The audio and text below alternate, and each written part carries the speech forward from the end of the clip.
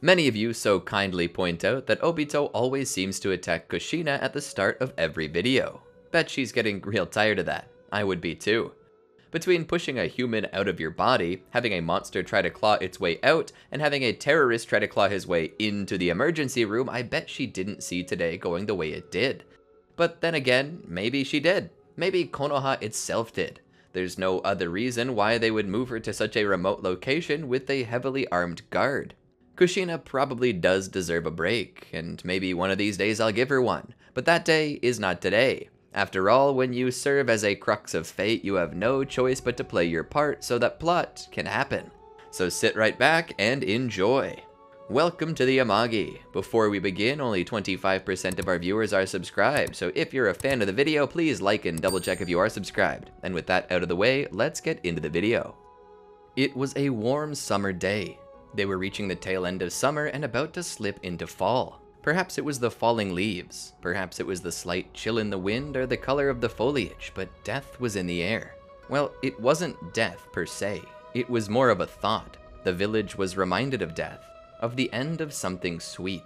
Obito was not immune to this feeling. He had felt for this moment that he was looking back on everything he had done, everything he had become, and the path that led him to now. In truth, he wasn't even sure if he could call himself Obito anymore. Had autumn taken over his life and left it in the cold death of winter? A new spring emerging as an undead creature, reborn with only the desire to drain life, destroy dreams, and commit atrocities for the sake of itself. A damnable rebirth. How ironic. On that day, half of his life was ended when that stone crushed him. Half of his body replaced by the cells of a man he never knew. His heart half crushed by the stone, only to later find the other half crushed by the loss of Rin. He was broken, shattered, lost. There wasn't any Obito left inside of him anymore, just a cold and empty shell, a vessel for Madara to fill with his will. No, as much as Obito acted like there was no hope, he still had a hope, that infinite Tsukiyomi. Obito had matured much in his shinobi life ever since faking his own death. He had gone from a starry-eyed young boy with a belief that everything turned out okay no matter what he did, as if he were the protagonist of a shonen manga. But life had taught him a valuable lesson, and that was that life gave nothing away freely but pain and suffering. The other half of that lesson was that a single man with a lot of patience could acquire more power than he could ever hope to need, and could force the world to give what he wanted. If one worked for the world, they would only be paid what the world was willing to offer them, which was again nothing but suffering and misery. But if a skilled shinobi managed to get the world working for them, well now, that was a different situation. Carte blanche, blank paper. When you weaseled your way into a position of power, the world allowed you to set your own terms for the agreement. And right now, Obito, despite having the capability to live peacefully for the rest of his days, instead continued to move nomadically from place to place, trading out the comfort for a chance at a grander prize. Obito was gambling with fate, and he was rigging the game. And what was that prize he hoped to win? Rin Nohara, her presence. That's right, a man had sold his conscience and his soul for a chance to love the girl who never seemed to even believe he was there. Obito didn't know this, but after he was crushed by the stone, the first thing Rin did was confess her love to Kakashi. Obito died for her and she couldn't have cared less. And it was this same woman that he pursued into death like some poetic stalker who thought if he followed her long enough that she would look past literally everything and just see him the way he always wanted her to see. Obito's desires made little sense, and if he tried thinking about it, his logical mind would point out the impossibilities of making her love the boy he had been, when that boy had been killed in that cave all those years ago.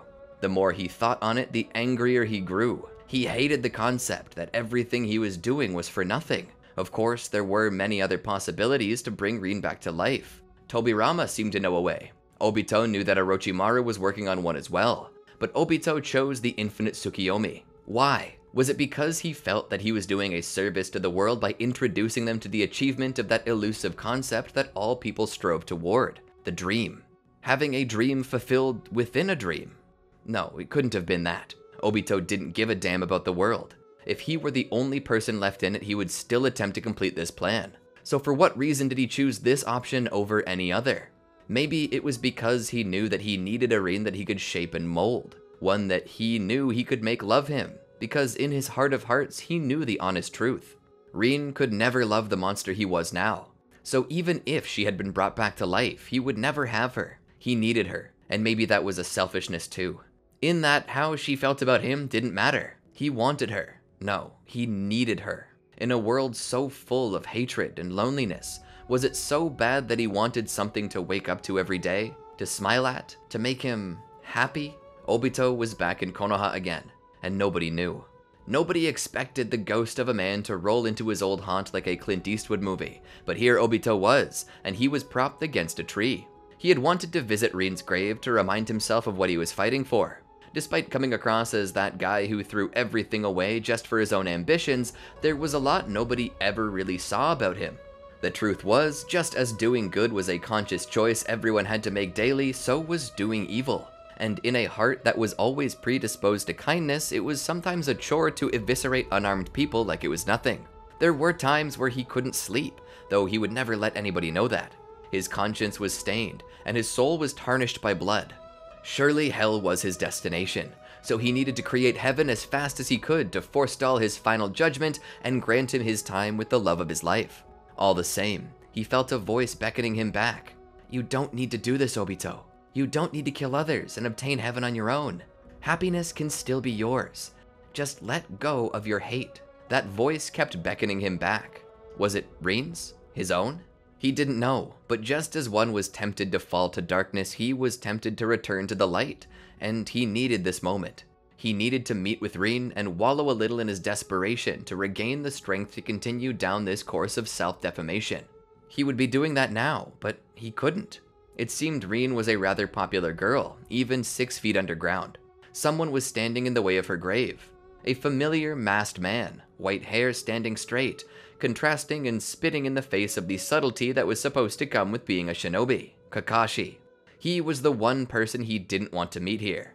Kakashi, possessing Obito's other Sharingan, likely would have the ability to discern who he was. There were times when Obito wished he hadn't given that eye up, but at the time he wanted to do something good for his friend. He wanted a part of him to live on. If Rin and he were to get together, Obito wanted a piece of himself to be carried by Kakashi in hopes that he might have her look into his eye the same way that she did Kakashi's. These were the thoughts of a dying child. And now that child was alive and well, and he no longer possessed the Sharingan he used to, only one of them.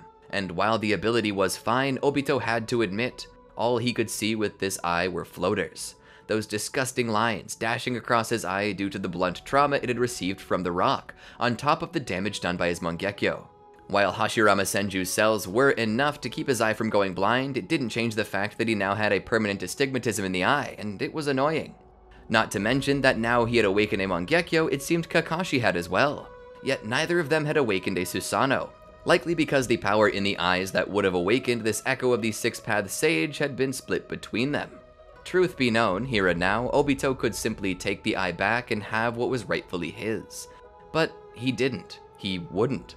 Doing so would bring unnecessary harm to Kakashi. Despite everything he was now, Obito still had a silver lining about him in that he wanted not to harm his former friend.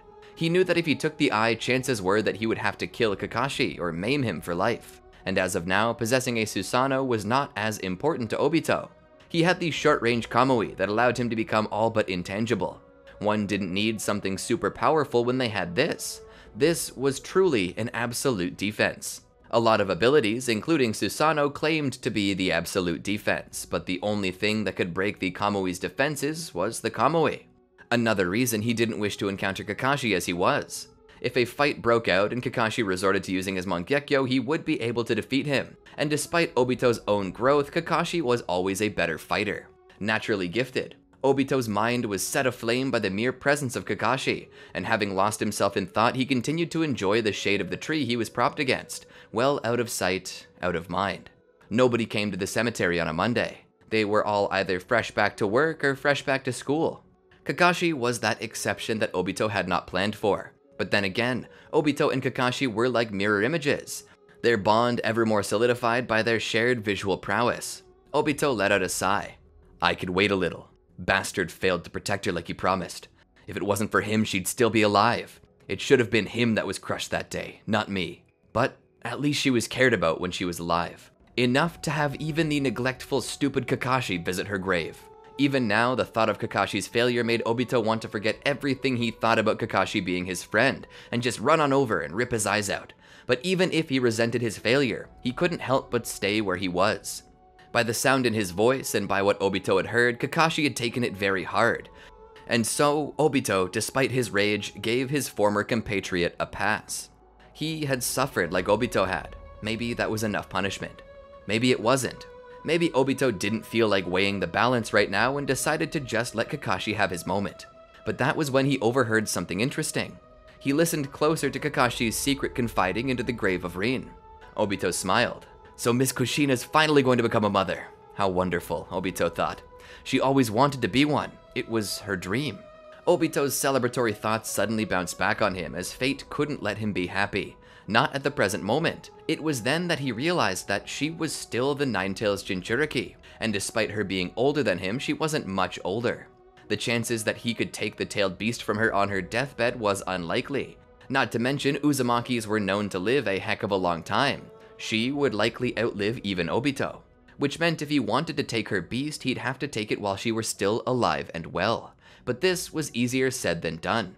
All of the villages were a force to be reckoned with, but there was none like Konoha. Konoha had been the first shinobi village founded, and it had always been the strongest. War after war, Konoha never lost.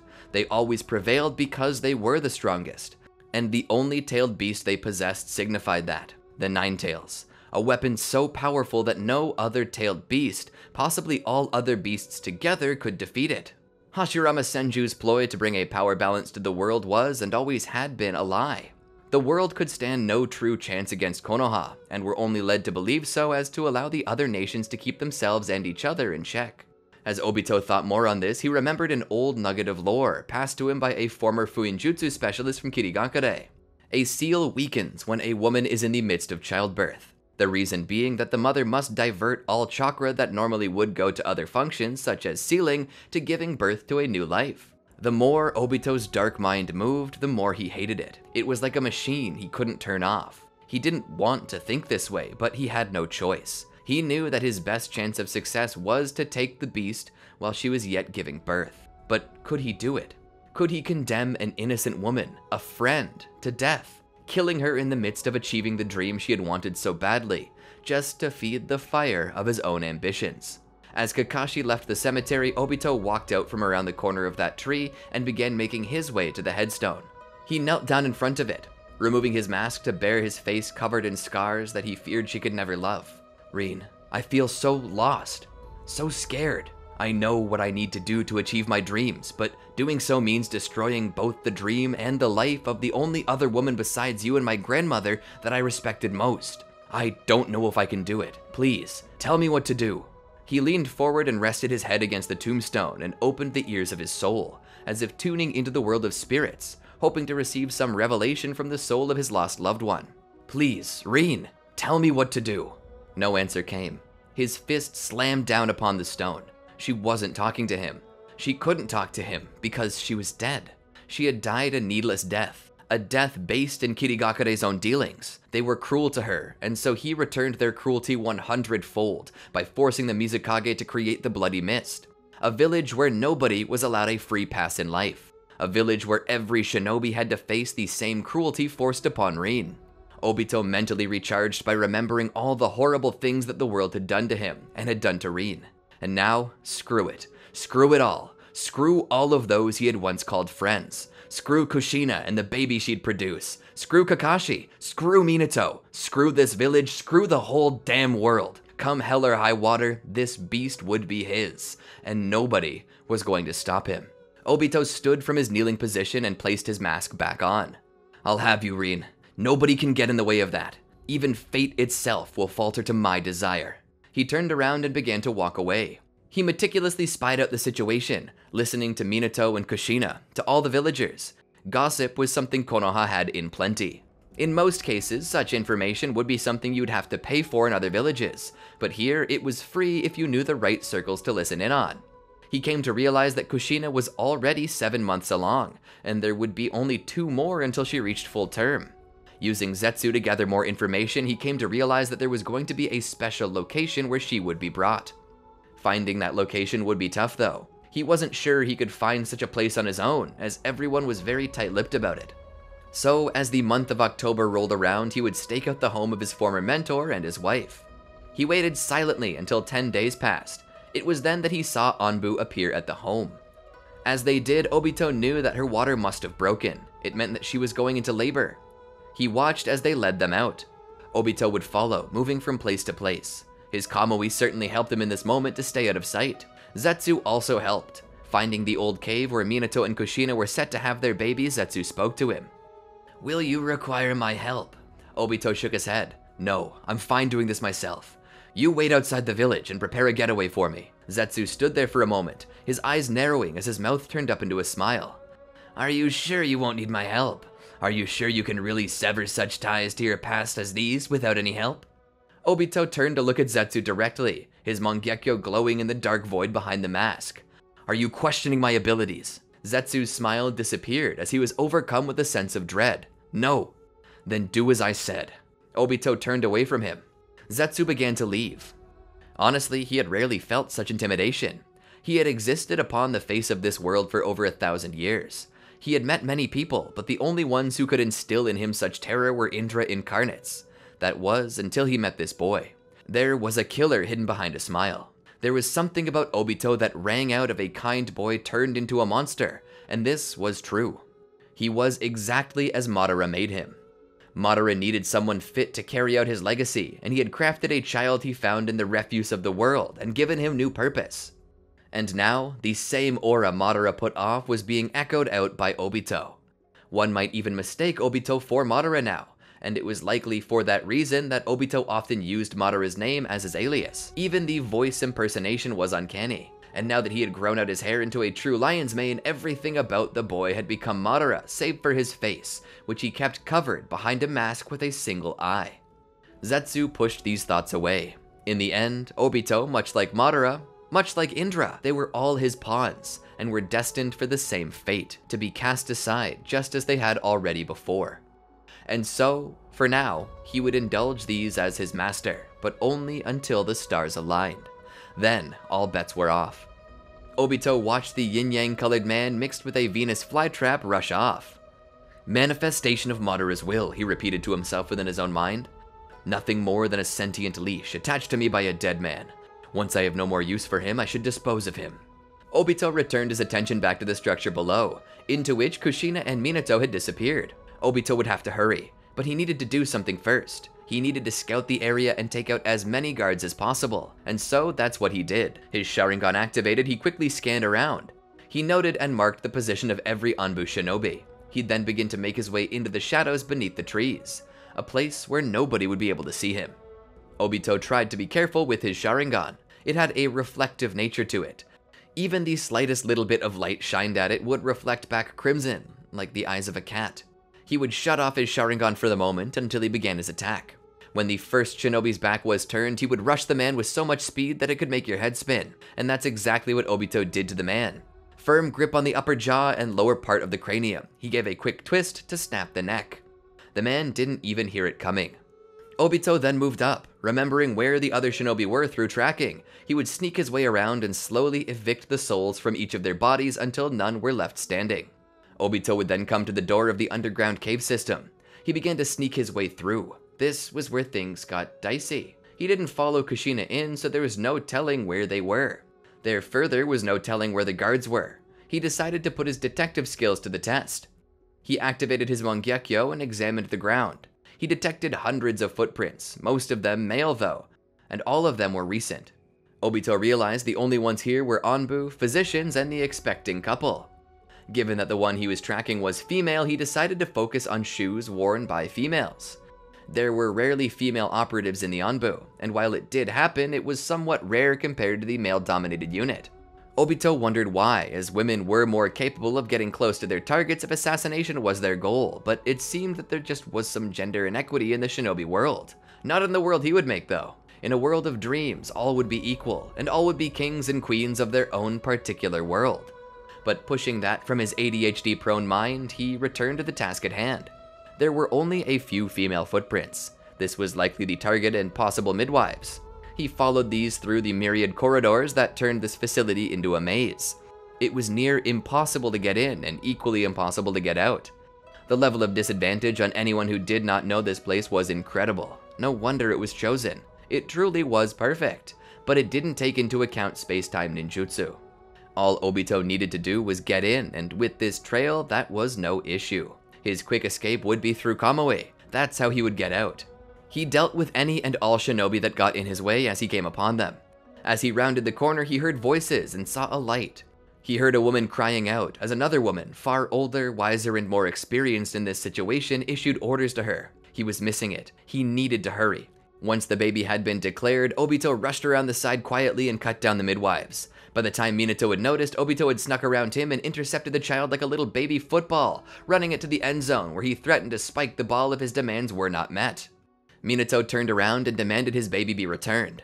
Obito refused. Despite Minato's strength, Obito was the one in the room with all the power. "Give me the Jinchuriki, or the small one gets it." Well, that might have been a gross paraphrasing of what Obito actually said, but all the same, he threatened the child's life, and in the end, when they seemed to reach an impasse, Obito threw the child into the air to distract Minato, while he took Kushina for himself.